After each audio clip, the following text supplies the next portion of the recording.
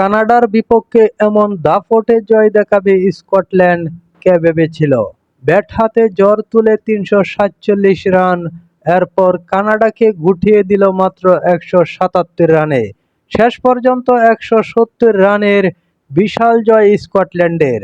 কিভাবে হলো এই একতরফা ম্যাচ, জানতে ভিডিওটি শেষ পর্যন্ত দেখুন। কানাডার বিপক্ষে এক কথায় দাপট দেখালো স্কটল্যান্ড।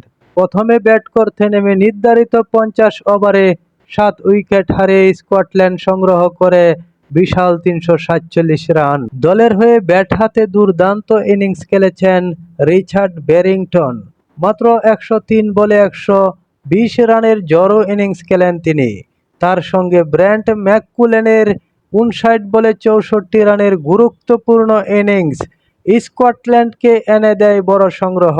৩৪৮ রানের বিশাল লক্ষ্য তারা করতে নেমে শুরু থেকেই চাপে পড়ে কানাডা।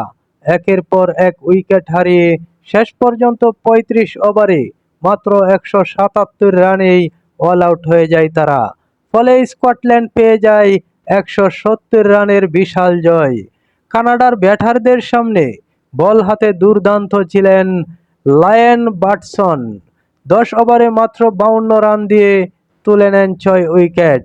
ব্যাটিংয়ের পর বোলিংয়েও এমন দাপট স্কটল্যান্ডের জন্য নিঃসন্দেহে দুর্দান্ত এক জয়।